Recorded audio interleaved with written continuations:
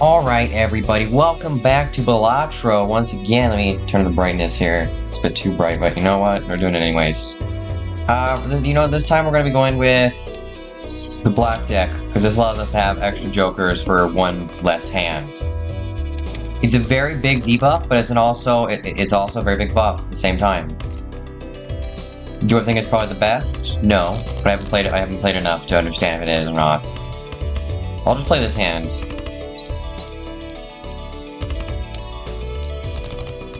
Well, anyways, make sure to like, subscribe, and go follow me on Rumble.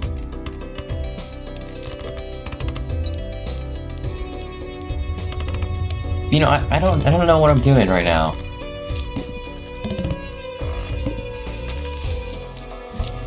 I'm trying to figure out how to play this game again. It's strange. I know how to play the game. Yes, that's true. But at the same time, I've also sort of forgotten exactly how I play this game correctly. So I need to, like, relearn the game slightly. And also, right now, I'm just a bit tired. So my commentary is probably not going to be the best.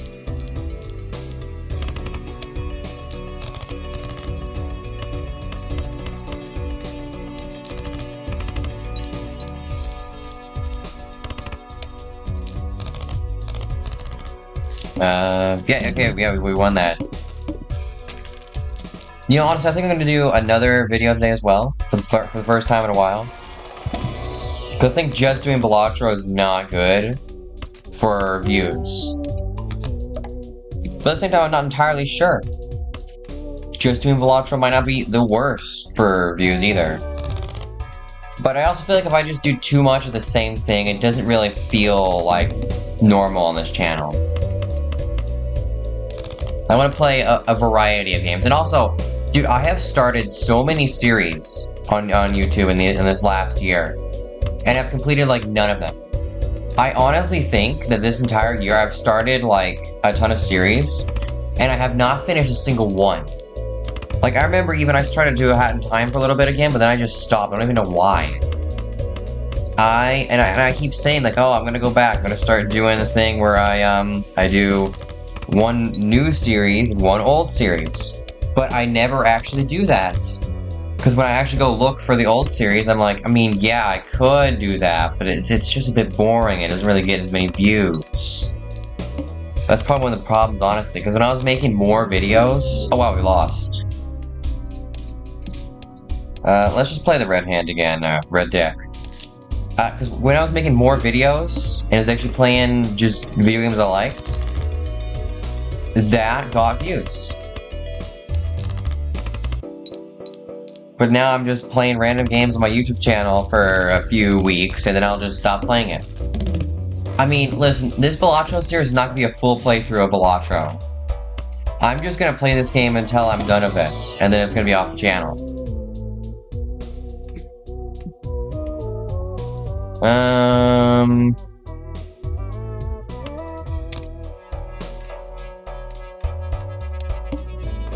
You see, this is the problem with playthrough channels, is that I have to constantly switch up what I'm doing, and also I can't exactly get to the end of every single video game. See, other channels, they have their niche, you know, like they do this specific thing, or they play this specific game, and you know that's how they get in the views. It's people who want to see that specific games. But as a playthrough channel, I play one game someone might see for a small bit of time, and then they have no reason to watch anymore. Because, yeah, that's it. So I think what I need to do is find some sort of thing to do for a long time on the channel. Like some video game that has some audience that will watch it, because then they might also watch my other videos. But I'm just not entirely sure which games I can play will actually get me that. I mean, what I could do is play more of those horror games that I used to play. Like, I still have Five Nights at Freddy's, so I can play that. But, you know, the horror market has a lot of YouTubers who have far better editing than I do. And, honestly, if you wanted to watch someone play it, you probably just watch them. And then for random Let's Plays, again, that same problem with my current channel I have right now. So now I'm sort of just lost in what to do.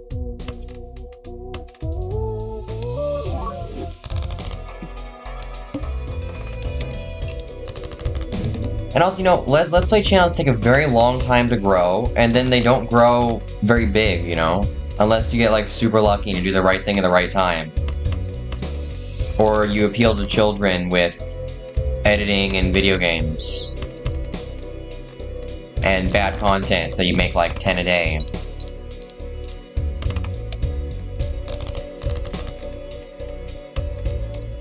It's just that I don't know what to do in the channel. I've been thinking about it a lot. I just don't know what to do.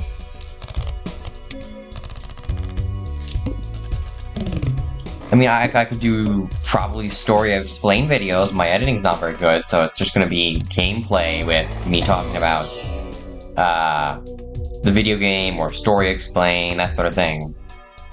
Because although that's a big market, you know, on YouTube, and there's tons of videos like that, many of the theories are the exact same, or like to play it safe and try to like do the least amount of theorizing possible.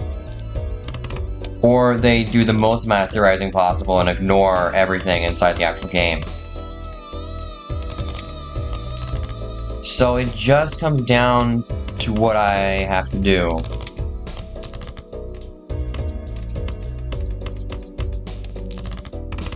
I mean, well, I actually, you know what? I could probably do a story explain video for Dredge, but I'm not sure who's gonna watch that.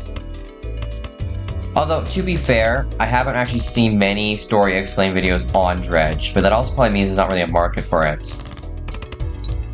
Also, this is giving me a lot of money.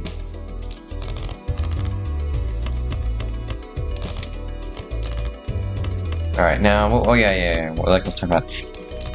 And, you know, I think how I would also structure these story explain videos, these lore videos, I'd probably break them up into small segments of each area or an individual theory. And then to also gain more views out of it, I'd probably just post it again, but all together as one formed theory and video. But that'll also take me to actually write a script, and that's something I've never done before. Like, I've written things down to, like, reference to, but I've never actually made a real script where I actually, like, said pre-written down words.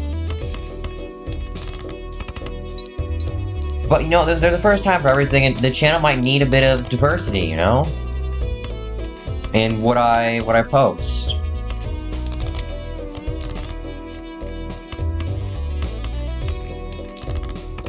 And, you know, who knows, maybe that'll be my big break, and I'll become more popular on YouTube from it.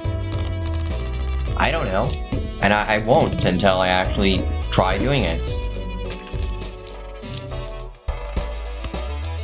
And, you know, it'll fit in, because, you know, like, there's other YouTubers out there who do, like, they do some, like, story explained or lore videos mixed in with gameplay, but that's mostly for horror games. Which, I'll have to say, horror games have very good stories to most people. I don't think it's because they're actually good stories, but just because people like the horror element to them. Like, there's probably way better stories out there. It's just scary equals good.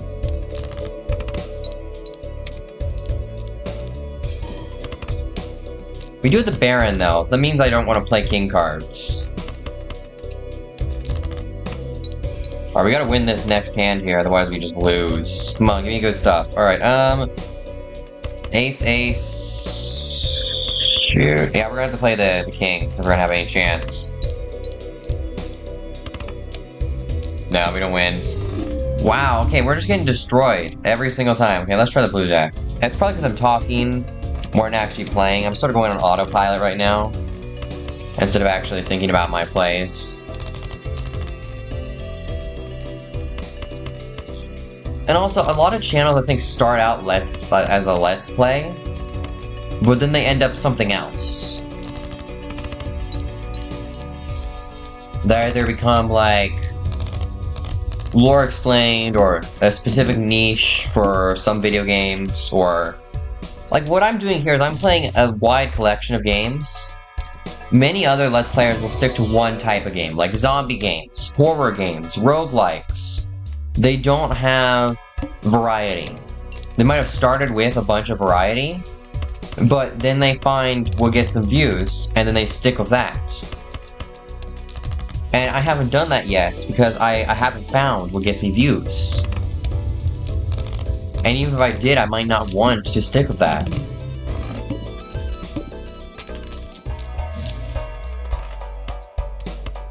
Because listen, I've been doing YouTube for 2 years now. 2 years. You know, time flies. I remember when I made my first video where I played Don't Starve. It was a simple video. I didn't really think nothing of it, you know? But now, 2 years later, I'm playing BALATRO. And I have 97 subscribers, which... It is a feat, you know, because... 97 people are willing to subscribe, and... around 20 people, or... maybe just a few people 20 times... are willing to... watch my videos regularly. Of which, actually, most people who watch my videos are not even subscribed. So it's probably people just clicking on the videos, having a shorter attention span, and clicking off. That's also one of the things. The downfall of Let's Players has come from the shorter attention span. Like, back in the day, you know, you'd probably watch entire videos of people playing a certain video game. Like an entire series, hours long. There was Minecraft videos where people play Minecraft for hours. Or like an hour, or whatever. You know, and sometimes it wouldn't even go anywhere, really. But nowadays, everything has to be done quickly, it has to be fast, it can't be too slow, because then everybody gets bored and leaves. And now everything has to be in mods, or hardcore, instead of the old Minecraft charm. And everything has to be, within the first video, we get to the end. Instead of, you know, taking the game slow. No, it's first video, right to the end. We have another right gear, full set. And I feel like the death of attention span has ruined a lot of videos. Because they don't need to, people don't need to put time or effort into videos. They honestly don't even need to really... Let me try to explain this. Like, again, back to Minecraft. No one's gonna watch them work up to actually fight the Ender Dragon. So what's the point of actually doing that? They might as well just show a few clips of them doing something and then just cheat the rest in. Why? No one cares. No one's gonna watch that part, so what does it matter if they actually do that work? The videos can come out faster if they don't, and they can get more views if they don't actually do it. All they need to record is short clips. That's it. And show a small build montage every now and then. And, you know, they can say they've mined for hours, and when, I mean, they could have, but you'll never know, because they also could have just, you know, gone to creative mode and taken the stuff.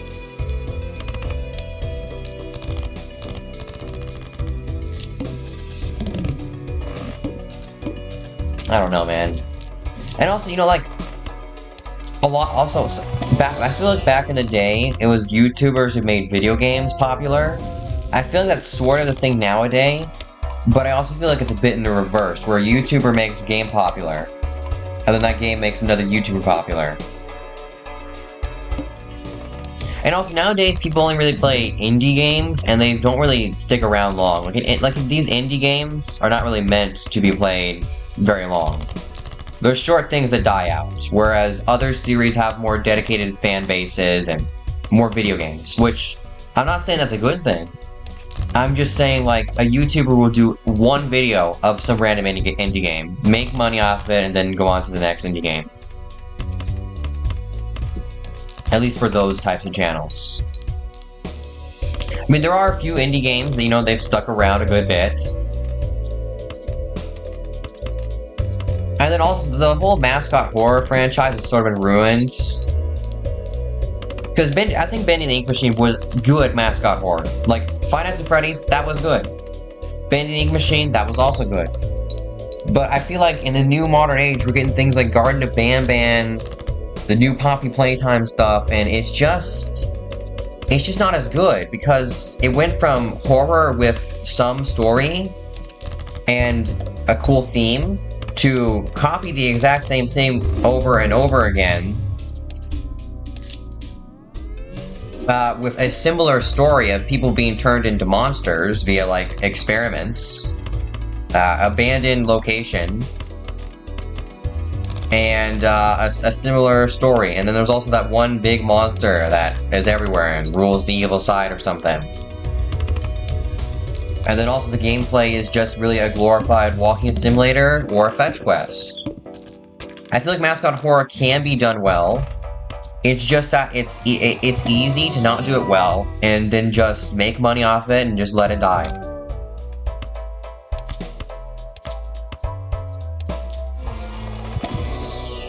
And you know, some of these mascot horror games, they last a long time, you know? But other mascot horror games are like one and done, you know? They make a small bit, they make money off it, and they're done. Unless they actually start making a lot of money, then they'll keep going, you know? But I'd like to see a mascot horror game that's unique, you know? I'd like to see something new in mascot horror. Instead of the same old, same old. And now I understand that's a lot to ask, because honestly, it is, you know? Because how are you supposed to make a horror game that's not really just a glorified fetch quest? You can make a zombie game, I suppose, but that's not really horror anymore. Zombies have gone from horror to a completely other thing. In most games, the zombies aren't even scary. They're not meant to be scary. They're just glorified arcade shooter games now.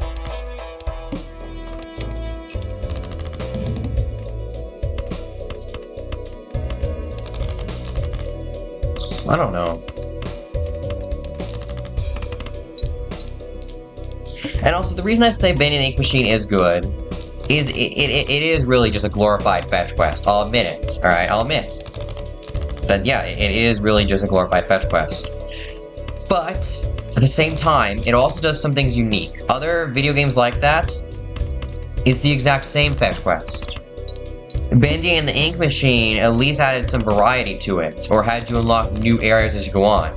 Except for that one chapter with the Alice the Angel, but I feel like that was actually a good way of doing it, because it didn't stick around for too terribly long.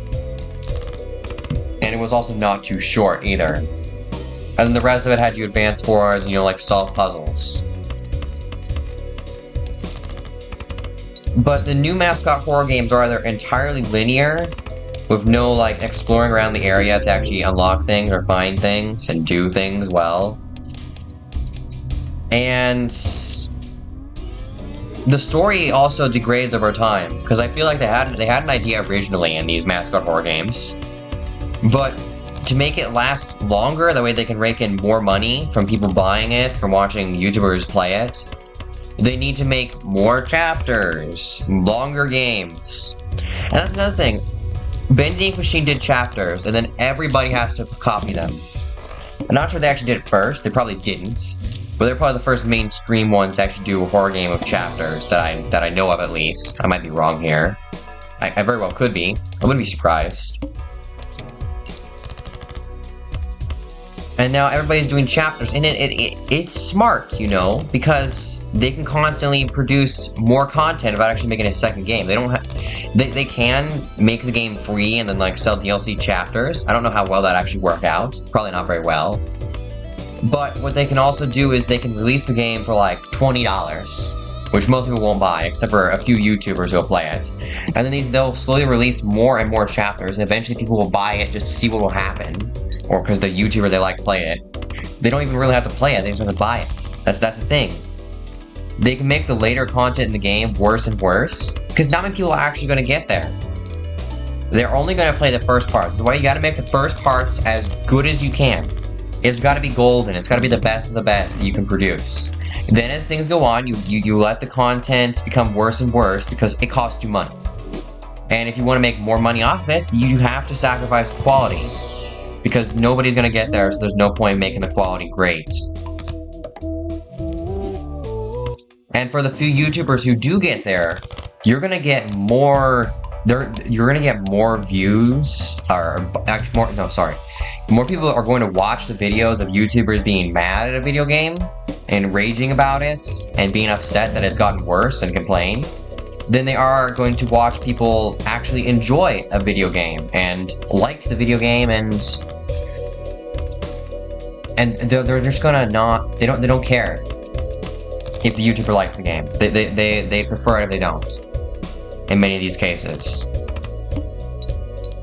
And the more views that these YouTubers get from being angry at the video game, well, that's the more games I can sell. Because, you know, some of these people may be like, well, it's not that bad. Or, well, I want to play this part for myself. And then they buy the game, and they play it, and they probably forget about it. Because these horror games don't have to be memorable long-term. They just have to sell well they're making new chapters.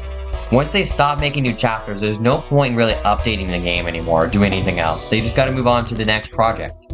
Maybe even another mascot horror game in a different setting. As, why not? You already made one mascot horror game, might as well rip off your own game and make a new one. Why not even just make 2 competing mascot horror games at that point?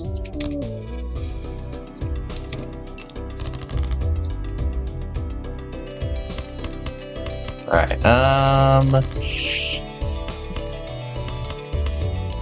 although, you know, and then I mean, listen, mascot horror games are far better than live service games, I feel. Because all these live service games are just too monetized to the point where they're just unplayable. At least when you buy a mascot horror game, you sort of know what you're getting yourself into. And if you don't, then that's probably on you, honestly. And also, even if the mascot horror games suck, they do bring some enjoyment in the form of, they're so bad, but, you know, it's funny bad. It is just bad, but it's also funny bad. Because there are good mascot horror games, but people don't play them. Because they're good.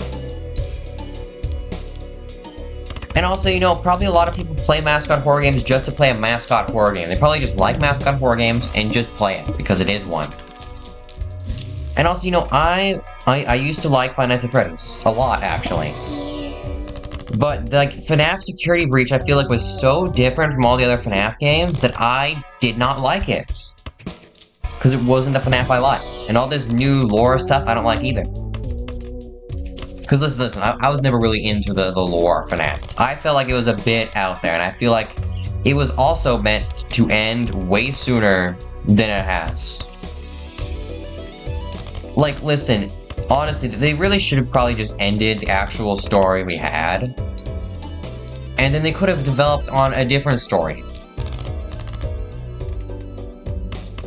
Because I sort of understand that FNAF Security Breach it's actually very different from the other FNAF games.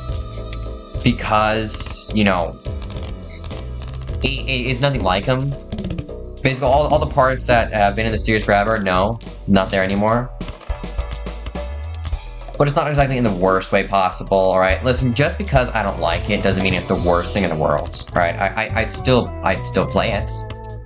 I don't really want to, but I'd still do it.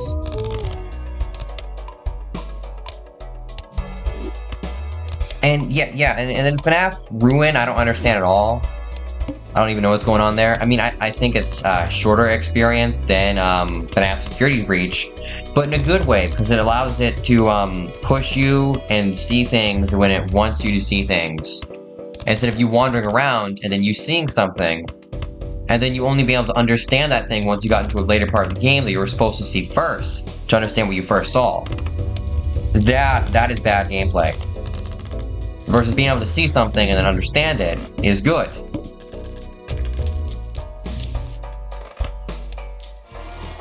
And, you know, that's also why I think people also want a bit too much. They want a horror game that's non-linear, that they'll be able to completely understand, of multiple endings, great lore, great gameplay, no bugs, has hours of replay, tons of things, and I think it's both. I think the reason that I don't like mascot horror anymore is because my standards are just too high for what I believe a game should be like. And that's 100% probable. It's likely, alright? Listen, I like to Dredge, and that's not even a mascot horror game, alright? Like, okay, yeah, you know, here's another thing. Horror games can be done well without actually needing a real element of horror, as you're running away from big scary thing. As Dredge has an element of fear in it, without you actually needing to see the enemy. In fact, the thing that ruins Dredge's horror element is the fact that you can see the other islands from any island. If you couldn't, then it would really sell the isolation. If the places were less populated, or at least bigger, then it would also help, because part of Dredge's fear comes from isolation. And that's another thing, you can fully sell horror without actually needing a single element of it. You just need isolation and the open waters.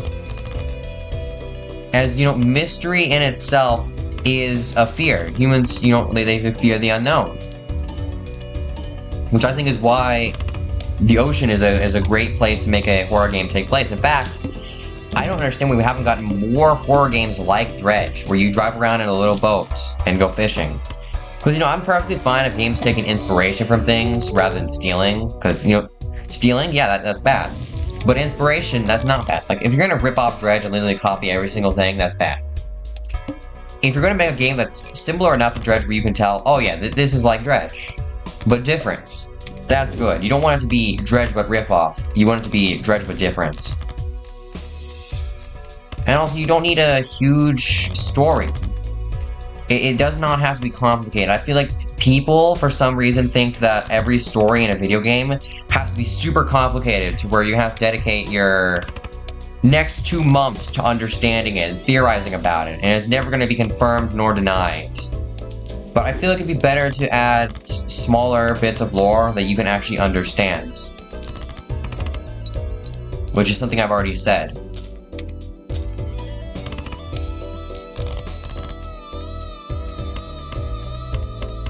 And also, another thing is, a lot of these other horror games you can't really understand or enjoy unless you know the lore. I feel like it's easy to enjoy Dredge without knowing any bit of the lore. And even as someone who's not a fan of horror games, sorry, I didn't word that correctly. Even if you're someone who's not a fan of horror games, you could still enjoy Dredge.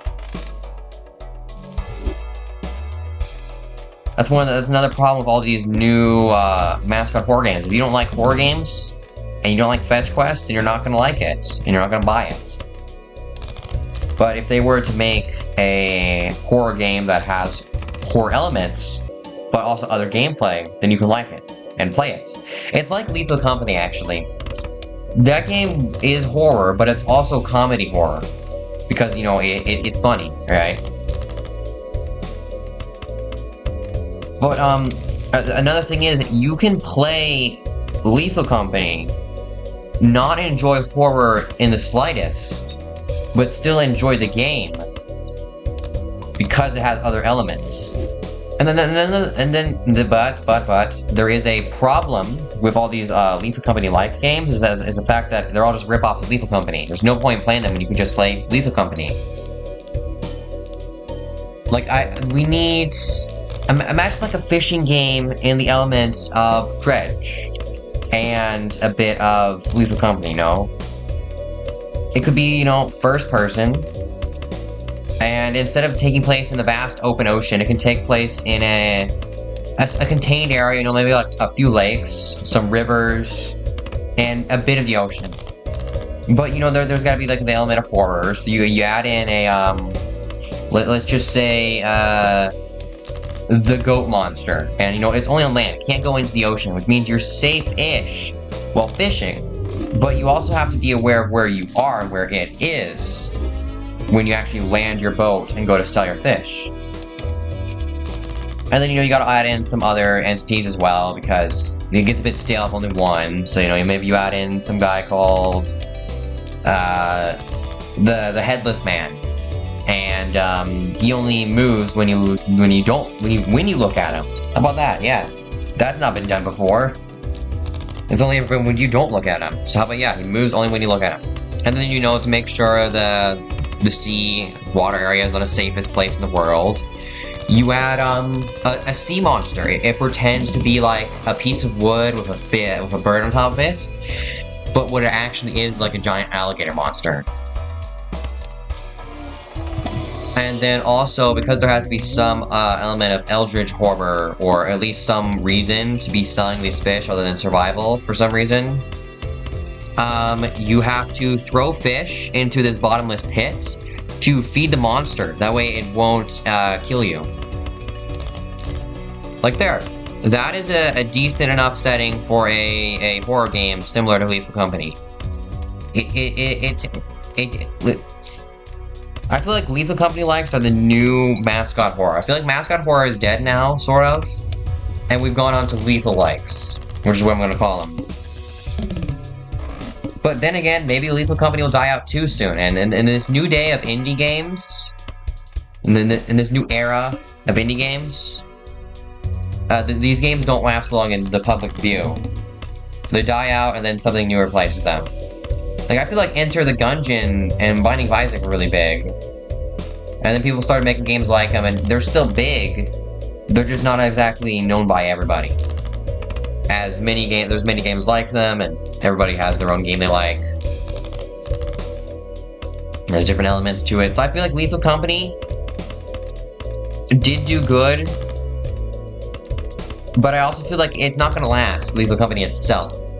As people play Lethal Company, you know? They like Lethal Company, but now there's other games that are like Lethal Company, but different. And people want that. They've already seen Lethal Company. I mean, we got content warning as well. That was a Lethal Company like that a lot of people probably preferred over Lethal Company because it was far simpler and it was interesting. And, you know, now we're gonna get content warning likes, and that sort of thing, you know? Because that's sort of how it works, alright? You know, someone makes a video game, then more people make a video game like it but different, and then people will go to that game, say, hey, that's cool, and then make a game like that but different. And, you know, eventually the games will be so different you won't understand how one inspired the other. I feel like Pumpkin Panic's actually a good horror game. Because it's unique, it's something I've never seen before. That's actually why I played it. It's not for the horror elements, it's because I've never seen it before. You know, also now all this talking has got me remembering something. I actually want to make my own video game one day, you know?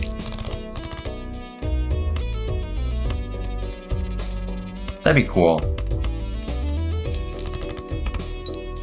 Although I'm still stuck on whether to make it like a roguelike, if I were to make a video game, or make a horror game. I think a horror game would sell better. And also, another thing is, dude, there are so many roguelikes nowadays that I feel like it's a bit too of an oversaturated market. And that's, if you make a roguelike game, it's likely to be forgotten. Because there's just so many roguelikes out there, what's the point in playing this specific roguelike? Even if it has unique features, there's just so many roguelike games that it's unlikely that an actual roguelike fan is going to find this one specific really good game. Because honestly, there's not many well-known roguelikes because there's just too many roguelikes. Like, yeah, actually, there is a wide cast of them, of well-known roguelikes. The problem is there's too many of them. That's what I meant to say. Because, you know, we got Enter the Gungeon, we got Slay the Spire, we got so many other games. We got Darkest Dungeons.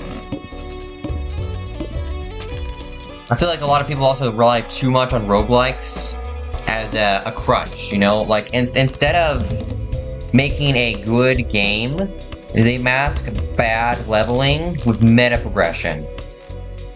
And they also try to mask lack of gameplay with meta progression. It's not that there's no gameplay, it's just that you haven't gotten far enough in the game to find gameplay that's actually doable. You have to spend 7 hours just getting to a point where you can actually play the game. That's another thing, roguelikes nowadays do rely on some skill, but not much. They've really devolved into, you have to unlock these overpowered items and use them in order to be able to win. And you can't actually win with the starting stuff. There's no chance that you ever will, and you have to unlock meta progression to unlock the items that'll let you win.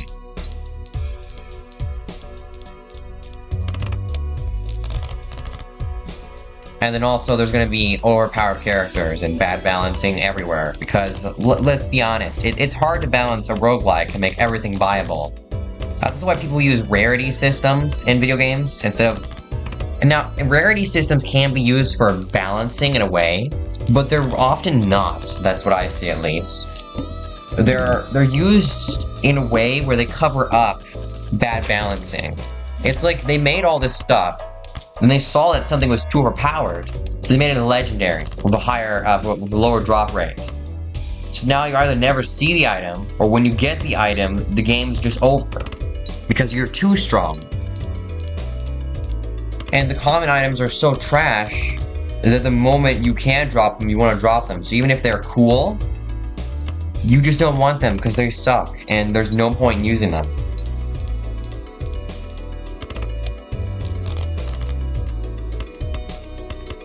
And,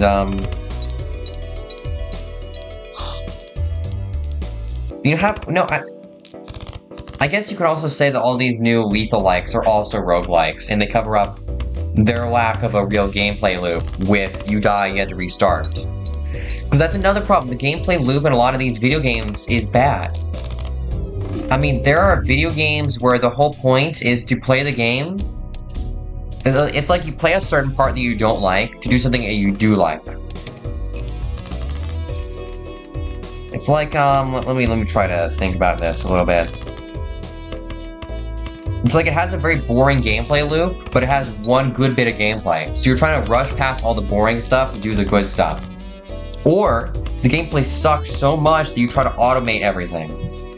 And you know, you try to just get everything done faster. You're not playing the game because you enjoy it. You're playing the game because you feel like you had to finish it to get your money's worth.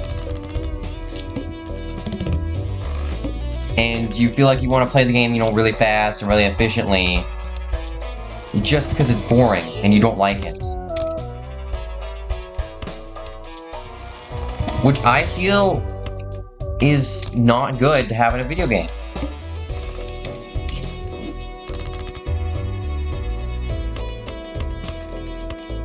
But you know, I've been thinking of making my own video games for years. Nothing will probably come out of it, but you know, it might. It might. And, you know, a lot of YouTubers try to make video games or pay someone to make video games for them, but they're not really good. They often tend to be video game that's existed before. It's not very good, but it has YouTuber's face on it and voice in it. That tends to be what it is.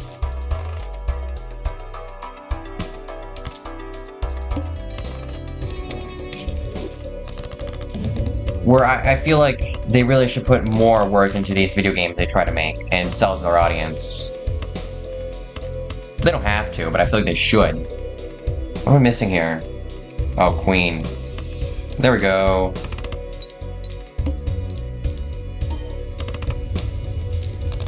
You know, I think I'm way better at talking sometimes than I am at playing games. See, that's the thing. If I want to be good at playing the game, then I have to stop talking. If I want to, shoot, I should have bought this instead, see? Because that would have gotten me a ton of stuff, a ceremonial dagger. Right, what was I saying? Oh yeah, if I talk, I become worse at the game. Because I'm multitasking, you know? And I'm sort of just letting the game run on autopilot. I'm not really focusing on the game, but instead talking. But then I do really bad at it. But then if I want to play the video game, well, I stop talking, and then the videos become boring. At least to me, alright? I can't stand it when video games have no talking. I never watch any YouTuber that has no commentary. If there's no commentary, I'm not watching.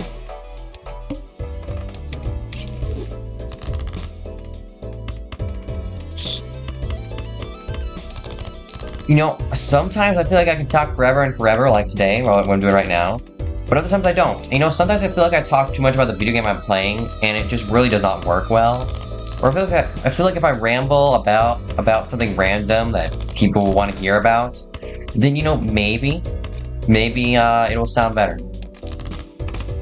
And you know something, I also forget how long I've been doing this video for. I have no clue how long this lasted. I have no clue what I've even really talked about at the very start of it. Like, when I'm editing these videos, I don't remember saying half the things I said. And also, I do try to do some minor editing, but I'm very bad at it. And I often don't want to edit things out, because I feel like, yeah, I could remove this, but I feel like it's needed and it's integral to it. I think that's the right word. But you see, the editing style of a YouTuber also reveals a lot about a YouTuber, about what they find important. And I find the entire video to be too important to just edit parts out. I feel like if I edit parts out, then I'm missing, then the viewers are going to be missing out on part of the story, the adventure of sorts, you know? I'm not editing it because I want more view time. I'm not editing it because I feel like I'm just not giving the full thing when I edit stuff out. Now, I will edit some things out, like when I was playing Dredge for the No Lights Out challenge that I stopped doing, Lights Out challenge that I was doing. I edited some of the bits of me just sailing from point A to point B, because nothing happened, and I wasn't even talking. But at the same time, I don't want to be over-editing, you know? So I left some of them in, but then it doesn't really match. So then I just decide to not edit.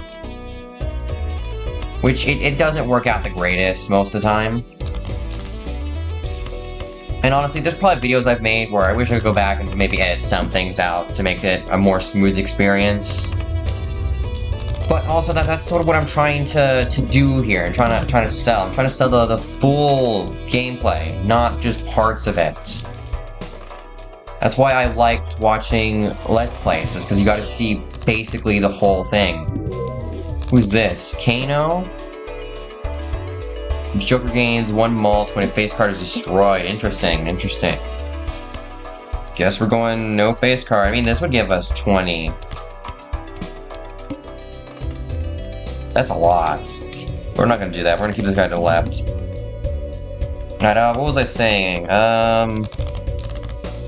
Yeah. And you know, also, I feel like if I do start editing out a lot of the gameplay, that I'll also become a different YouTuber. You know? Because it's not the same. And when it's not the same, then it's not the same. You know? I mean, that's like loop logic. I'm trying to describe something by what it is. It's like saying a table is a table.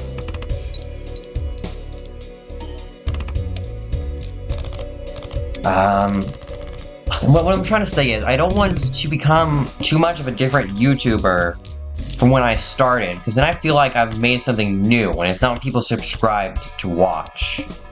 Because you see, also another thing is, I feel bad about ending some of these series, even when they have low views. Because I feel like someone out there watched them, and liked it, and would have wanted more. And you know, also, sometimes I do YouTube videos even when I don't feel like doing YouTube videos, because I feel like I have a duty to do them. Like, I have subscribers, and I am responsible for their entertainment. And if I don't make YouTube videos, I'm letting them down.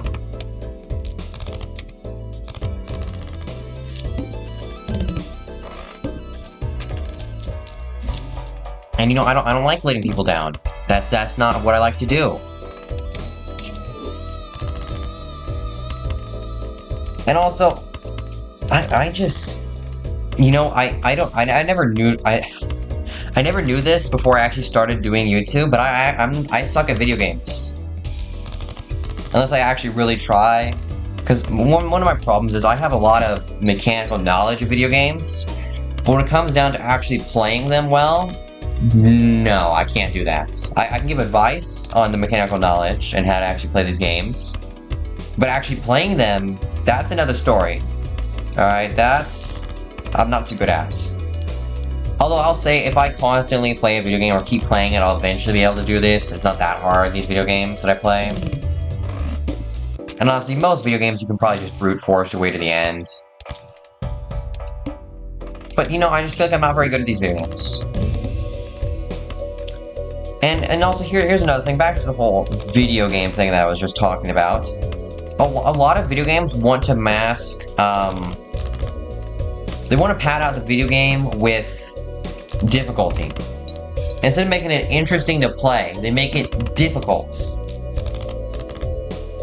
So that you really just play it because they're difficult. Now, Pizza Tower is completely different. Pizza Tower is a good game with high difficulty.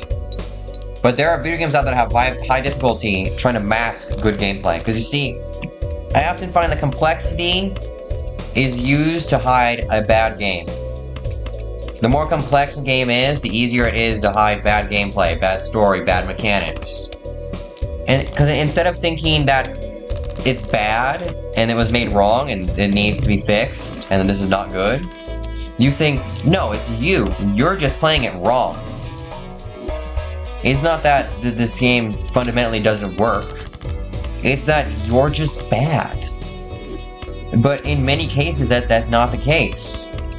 They just masked their video game concepts that are terrible with complexity. And then also in these video games, I think you need to be able to kill a bad idea. No matter how attached you are to a bad idea in a video game, if it doesn't work, you need to kill it. You might even just want to scrap the whole entire video game if it's really not working out. Like, even if you wouldn't even personally play it, then it's probably not good. And if it's too close to something else, then why play it over that other thing? And also, you need to not be afraid to take inspiration from things, you know? Some things that you like. You gotta take inspiration from them and make it yours. Not steal, but, make something new of it. Like Inscription. If you like that game, make something like it. Maybe not exactly one for one. Could even be an entire different game or setting, but just something that it's just something to inspire you to do it. You could have inspiration that is entirely different from what you actually started with. You could be inspired by Lethal Company. Let's just say that, because that's what I've been using so far a lot. And then eventually end up making a completely different game. You can go from a game, basically a roguelike game about collecting loot, to a story game about delving into a dungeon, or even a cooking game. Just because your inspiration is a certain way doesn't mean you have to make the game one-to-one your inspiration. You have to add to it. You have to be willing to change it. Sometimes for the better and sometimes for the worse. But in the end, at least you made it, and at least maybe one or two people played it. Because if you can make a video game, that's more than most can say. You at least tried. Even if you failed, you still got something out of it. You got experience for the next time you try. Because listen, you're not going to be perfect at making video games from the very start. But you know what? That's going to do it for today's video. I've talked way too much. And I don't even remember what I've played so far. Because I was talking way too much. But anyways, make sure to like, subscribe, and go follow me on Rumble. And comment down below what video games you want to see me play that I've played in the channel and forgot about. Because listen, I've asked you guys many, many times, but you guys never do. You never tell me what games you want to see. Maybe Dead Internet Theory is real, and I'm honestly making these videos for very few people when actually nobody is on the internet. Though I sort of doubt that. There has to be people on the internet watching these videos. But who knows, maybe all my subscribers are bots made by YouTube to try to keep me making videos. I don't know, and I never will. But that's gonna do it. I hope you all enjoyed. At the very least, found it entertaining.